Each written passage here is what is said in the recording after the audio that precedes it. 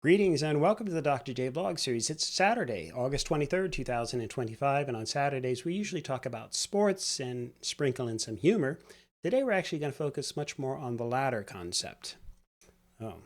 We've been looking at deference all this week with the Dr. J Vlog series, covering everything from what I've described as the deference deficit in contemporary culture to why we're sometimes reluctant to accord deference to perhaps our elders or to genuine experts in their fields, to the conditions under which I think we actually should be wary of simply according others too much deference, shall we say. And what are the conditions?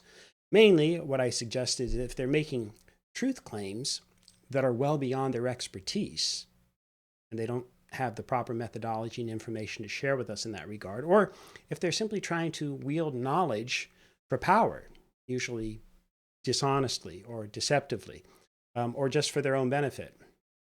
So anyway, I'd like to take kind of a satirical look at deference today.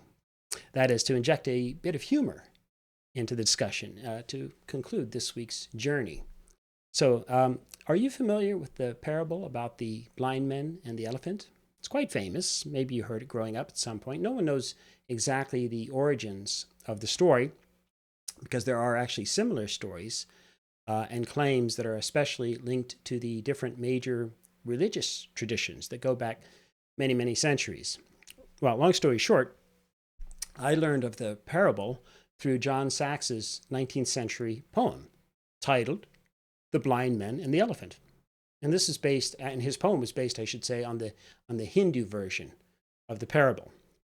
And basically, by the way, the poem itself kind of satirizes the limits of human perception and our biases, if you will, using humor to convey a rather important moral lesson. So I'm not going to read the entire poem. I'll leave a link to the poem in the description below. But here's part, just to give you a sense or a taste of what we're talking about today. It was 6 men of Indostan to learning much inclined, who went to see the elephant, though all of them were blind, that each by observation might satisfy his mind. The first approached the elephant, and happening to fall against his broad and sturdy side, at once began to bawl, God bless me, but the elephant is nothing but a wall. Okay, so those are the first couple of verses, and the poem goes on then with each of the next 5 blind men touching a different part of the elephant. And then, of course, based on their experience and the information, they end up drawing different conclusions then about the true nature or the picture of the elephant. So that the second touched his tusk, for example, and thought of the elephant was being like a spear. The third touched the trunk and thought that the elephant then must be like a snake, and so on, right? The fourth touched a leg, the fifth touched an ear, and the sixth the tail. And each offered then a different description. And so Saxe then wraps up the poem with the following 2 verses, the concluding 2 verses. And so these men of Indostan disputed loud and long, each in his own opinion, exceeding stiff and strong, though each was partly in the right, and all were in the wrong. So oft in theologic wars the disputants, I ween, tread on in utter ignorance of what each other mean, and prayed about the elephant, not one of them has seen. So it's just a classic poem about an important parable, as each blind man, a true metaphor in and of itself, proudly proclaiming his truth based, again, on his personal knowledge and experience of what the elephant must really look like, the true nature of the elephant. And of course, how easily then we are deceived, sometimes even by our own senses, but most often because we don't get the full picture. It's kind of a selection bias, if you will. And of course, you can see the folly then of deferring to the blind men in describing the elephant based on their limited observations, their experience, and the fact that they don't have the full picture.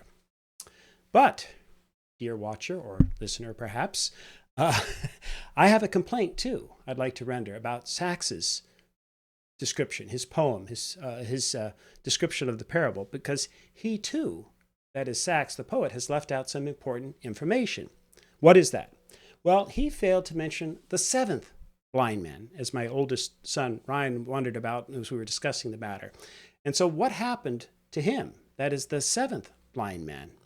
Well, as it turns out, of course, the seventh blind man, who doesn't appear in Saxe's poem, also touched a different part of the elephant. Okay? And as you can imagine, then he had an entirely different interpretation. So the sea might have been angry that day, but the seventh blind man was on land. He knew that. And as he approached, suddenly the great beast appeared before him. But of course, he was blind, so he actually just heard the elephant approaching. And on that day, the seventh blind man, he himself was a mammalian biologist, or maybe a veterinarian. And he stuck out his hand to feel the elephant. And in this case, he felt a great opening. Being a bit moist and quite a warm day, in an instant, his hand and his entire arm slid in to the great rectum of the beast. He did know this. And the beast, of course, let out a great bellow. The blind man said, "Easy, big fella. I'm here to help you. Want you to be wella." And his words had the intended soothing effect. And the elephant relaxed. And as that mammoth beast relaxed, right at that moment, the seventh blind man slipped and somehow, defying gravity, plunged his whole head and upper torso into the elephant's rectum. He was at once, of course, both perplexed and intrigued, and yet overcome by this horrible stench. He knew he was not Jonas, being swallowed by a great fish, mammal, or even George Costanza, treating a whale. After all, he was well away from the ocean and on solid ground. But he thought, aha, this must be then some kind of marsupial. And so, like a young Joey, no, not myself, or like I was referred to when I was 4, the blind man decided to pull himself completely into the warmth and the comfort and the safety of that kangaroo-like pouch. He never for a moment thought that he might actually be having his head stuck up someone else's, or in this case, an elephant's ass. But he took advantage of his time in this seemingly endless crevice that he'd entered into. He felt around, he breathed in the different odors, he touched, he licked the walls of his encampment, and he filed all of that away in his memory, all of his observations. And running out of breath, though, he realized he couldn't stay there forever, and he was looking around for the opening that he'd entered into in the first place, right? The thing that had kind of shut almost like a Venus flytrap or whatever. But mercifully, the elephant's anus responded. And from the elephant's perspective, by the way, he was just quite uncomfortable. And he knew that he needed to fart out whatever this obstruction was. And it was clearly bigger than a Titleist golf ball. But in any event, the seventh blind man really didn't have to do too much, because the beast let out this tremendous groan and expelled the bowel obstruction in just one great big push. You know, kind of like the pregnant mother that's dilated well past 10 centimeters. Just get this thing out of me. Anyway, so the man, of course, landed on the ground. He picked himself up and he thought, wow, what an amazing experience. He didn't realize, of course, that he was, as Saxe might have written, now covered in feces. No, not a Reese's, but a new chocolate species. And so the children who were at the local school, who were basically having their own Reese's at recess, they saw the old man dripping brown and covered in whatever it was he was covered in, and they raced over to see what had happened. And so they gathered round him. They marveled at his appearance. They were, of course, repulsed by his smell, but nonetheless, they were wholly unaware then that he'd spent the last 2 to 3 minutes inside the asshole of a great elephant. And that elephant, of course, was quietly and contentedly standing then off to the side. So they asked him what happened, and they sat down to listen to the wisdom of the seventh blind man. When they asked him, he spoke about wanting to learn deeply and firsthand about the elephant that he'd heard so much about. And he explained that his first hand had slid deeply into the beast, followed by his head and torso and then his entire body. They gasped in unison. But the man said, worry not. It was entirely safe inside this elephant's cocoon-like opening. and he spoke glowingly of the rich textures and the soothing warmth of his temporary abode. He explained to them that the elephant was like a marsupial, much like a kangaroo, and offered serenity now to those willing to take the plunge. He convinced the children to follow his example, each in their own turn. But as the children lined up, the teacher had been racing over from the school, having been derelict in her duty to have allowed the children to have wandered away.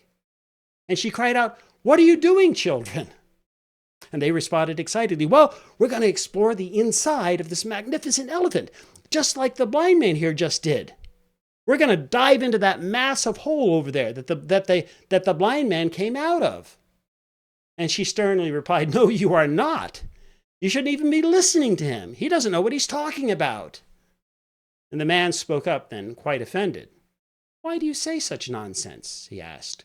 "Are you so ignorant that you cannot believe that a blind man might be able to see, and see even further than those of you who already have eyes?" She paused and thought for a moment before she rendered her final judgment. "Well, I'm quite certain that you have great wisdom and much to share, but only so long as you don't have your head stuck up someone else's asshole." And with that, she took the disappointed children back to their school to study their sacred religious texts and to learn about the true origins of the world. All right, my friends, as ever, may you and yours continue to create peace in your lives, nurture love in your hearts, and dole out hugs in abundance. And we'll start tomorrow, week 34, with a fresh, clean, new topic. We'll see you then.